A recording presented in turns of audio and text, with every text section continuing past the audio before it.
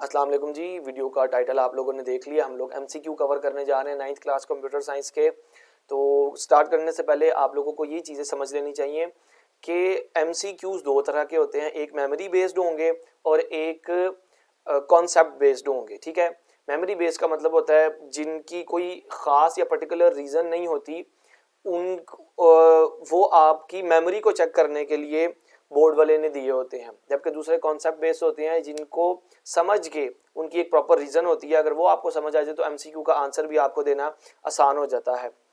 More over, अगर आपको मेरे समझाने की स्पीड स्लो लगे, क्योंकि कुछ बच्चे होते हैं जिनकी अंडरस्टैंडिंग स्पीड, मेमोरी और डेटा को कंज्यूम करने की जो पावर होती है, नेचुरल पावर, बहुत ज़्यादा तेज़ होती है। तो अगर स्पीड स्लो लगे तो यूट्यूब आपको ये फैसिलिटी फराहम करता है कि आप वीडियो को 1.2x 1.7 2x स्पीड से आप देख सकते हैं, अप टू यू जितनी आपकी स्पीड है। लेकिन कुछ बच्चे होते हैं मेरे जैसे जिनको चीज़ें समझने के लिए तसल्ली, फोकस और टाइम चाहिए होता है। तो अप टू यू, आप जो जिस भी कैटेगरी से हैं आपको चीज़ें अच्छे से समझ आएंगी, इस चीज़ की गारंटी है। So let's start.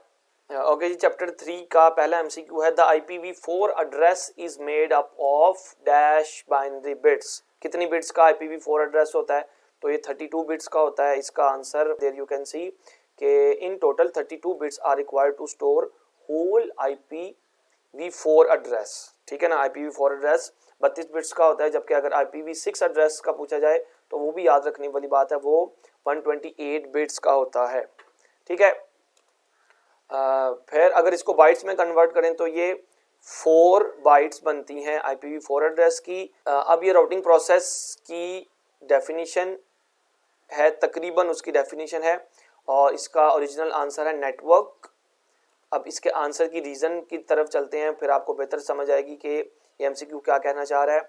लिखा your routing is a process, एक ऐसा प्रोसेस है जिसमें हम लोग डेटा एक डिवाइस से लेकर उसको सेंड करते हैं किसी दूसरे नेटवर्क तक। ओके, तो हमसे पूछा यही जा रहा है कि राउटिंग एक ऐसा प्रोसेस होता है जिसमें हम लोग डेटा एक डिवाइस से लेकर सेंड करते हैं दूसरी डिवाइस तक, लेकिन वो दूसरी डिवाइस बेसिकली किसी दूसरे नेटवर्क की होती है।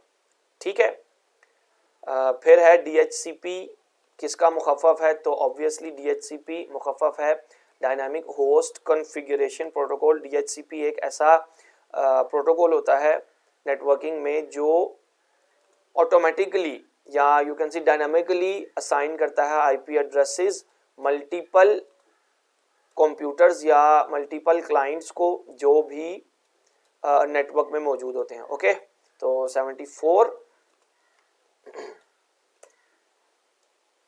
there you can see dynamic host configuration protocol।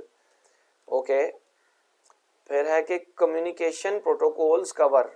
Communication protocol जो होते हैं वो इन दर्ज झेल आंसर्स में से क्या क्या परफॉर्म करते हैं? जो ग्रैंड आंसर होगा वो अबव ऑल है। प्रोटोकॉल्स ऑथेंटिकेशन को भी कवर करते हैं, एरर डिटेक्ट भी करते हैं और उनको करेक्ट भी करते हैं। इसकी रीज़न हम लोग देख लेते हैं पेज नंबर 61 एंड 69। ओके, तो हम लोग इसकी रीज़न यहाँ पर देख रहे हैं, वो हमें बता रहा है कि protocols basically set of rules होते हैं या प्रोसीजर्स होते हैं।